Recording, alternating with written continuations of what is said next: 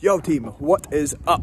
Today on the vlog, it's a winter wonderland. I've still got shorts on, it's fucking freezing, and I'm away to dig my car out of a massive snow pile. I'm not really, I'm going to just press that button that changes everything and then just reverse it really fast. So that's what I'm doing. I hope it's like this where you are, because it's obviously very nice. And I don't know if it's allowed because of COVID and, you know, socially distancing that, but we could all have a snowball fight. Anyway, peace and love. It's cold. Don't wear shorts in the snow. I will catch you later.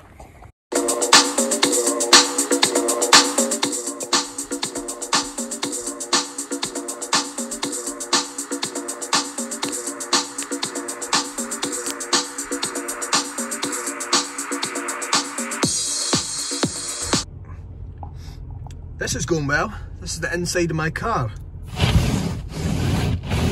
Lovely.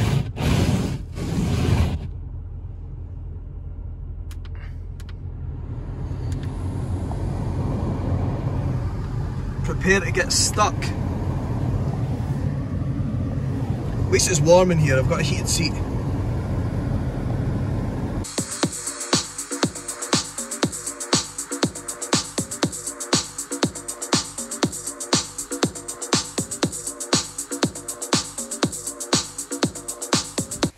Fuck living somewhere that's colder than Scotland, because this shit isn't going well.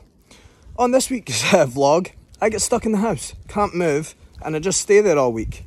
Basically what happened was, I made it to the gym this morning in the car and it was fine, and it was being all cocky, and now the car is completely stuck. So I might just go back in the house and eat bagels and just roll around with a cat or something. So anyway, hope everyone else is getting on better than me.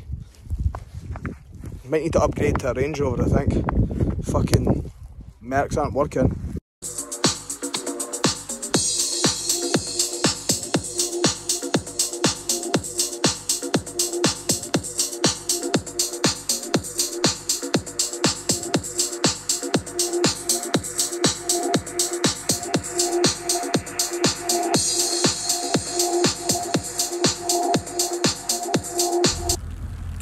So me in the snow again, which is probably not that exciting, but I'm trying to dig my car out because I need to go to Tesco, because, you know, I've got meals to eat. But something I just wanted to touch on very briefly is, I've seen a lot of people and I've spoken to a lot of people and a lot of clients and people and things like that that have been struggling a little bit more during this lockdown compared with the other ones. I've got to put my hood up because it's so cold.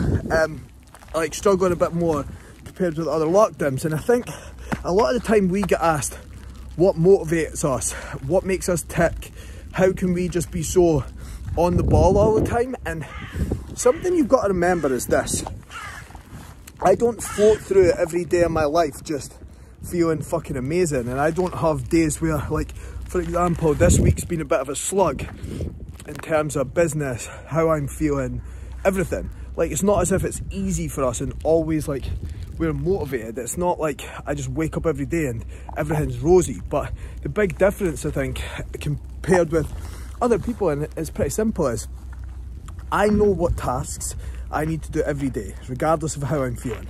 I will get them done, because I know, even when I'm not feeling great, even when it's a shit day, if I do those tasks, I'm closer to my goals. I also know when I do those tasks, I feel a bit more of a sense of like reward, and then that's going to make me feel better. So if it's a day I'm not feeling that great and I go tick the boxes, I train, hit my meals, everything like that, I'm always going to feel better. So if anyone is out there that's struggling, you feel like what's the point in aiming for your goals, drop me a DM, because you're probably thinking all these people on Instagram that are like, have this like amazing life, don't feel like that. But remember, Instagram's just a fucking picture that people want to paint.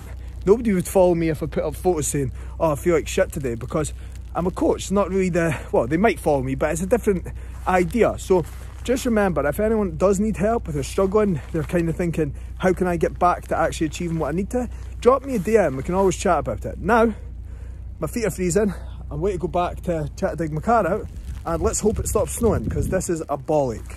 Oh God, you wouldn't be long getting frostbit. Excuse the fact my hood's up, I'm not actually even sure why. Are you sure why? No? Oh, okay. I'm going to go through a little bit of a breakdown, really, of how everything's going, because the last few weeks I haven't done that as much. Excuse me. Leo's very hyper and he's attacking me. Not that useful when you're trying to record something. Yeah, try to go through a breakdown of everything. So, currently sitting, well, today's weight was 93.2 kilos, which is the heaviest I've been in this phase.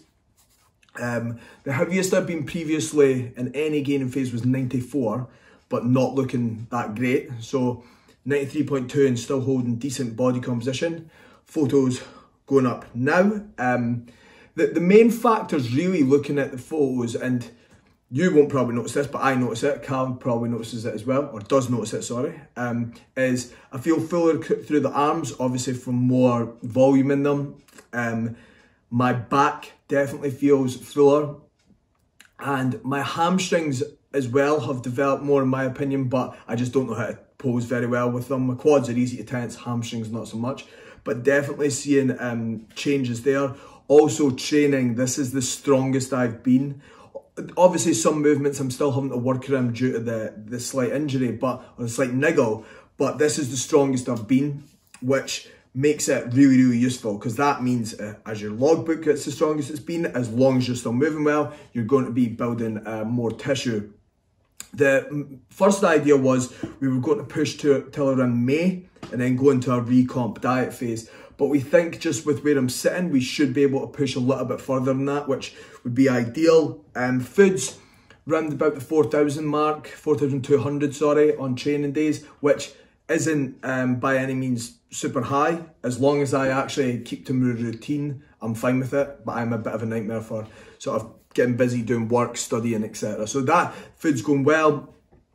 Training, obviously got a little bit more equipment, which is again really, really useful. So over this next sort of 6 to 8 week phase here, we should, or I should see some real progress with just continually pushing forward. And that at the end of the day is why I do this. So obviously being a lot more like slow and consistent with my reverse dieting from a shoot and really controlling it on the way up. Although people might see that as boring, oh fuck's sake, who wants to continue to diet once they've dieted? But honestly, the difference with it is unbelievable, because I can see the muscle that's going on. Body fat's, obviously I've got more body fat than I did at my shoot, but far slower, and training performance is just flown through the roof, because literally using the food as fuel to perform rather than just chucking loads of food in, because I see people do it all the time. They go from 80 kilos to 90 kilos in 6 weeks and they just think, oh, I can just throw loads of food in. It's not really that productive in the long run, because it just means you've got more body fat to put down. So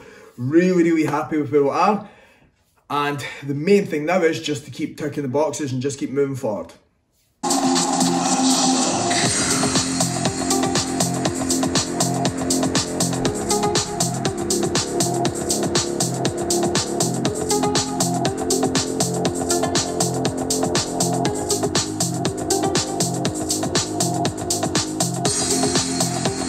Just another quick thing to go through with this, because I know that sort of gaining phases can be one of the most difficult parts of it, and a lot of people get worried about sort of gaining fat, etc. And like I've been in the past, and I've obviously pushed in the past where I have seen more fat gain sort of accumulated, and one of the key factors that I'm going to go into here is the simplest thing ever, but if you are just as consistent as when you diet with your gaining phase, you train hard, you tick the boxes, you don't eat shit, because a gaining phase is not you, it's basically the same thing both ways. A deficit is not a deficit of nutrients, it is a deficit of calories. Same with a surplus. It's not, oh, I've got loads more food, so I'll just eat shit, but then you'll look shit, you'll feel shit, you won't perform that well.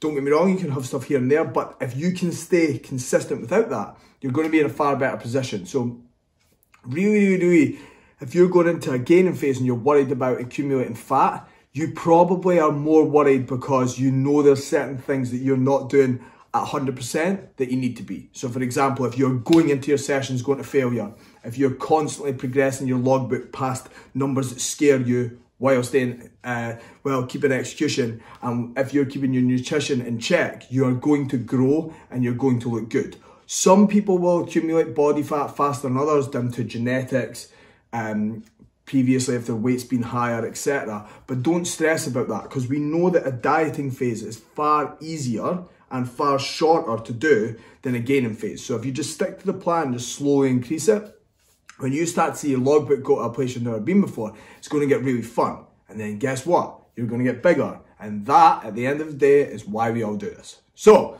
if anyone's got any questions about that, as usual, drop in my DMs. It's a bit of a shorter vlog this week because not really much to say. So, next week, I will throw up some more fun, and I hope you all have a good week.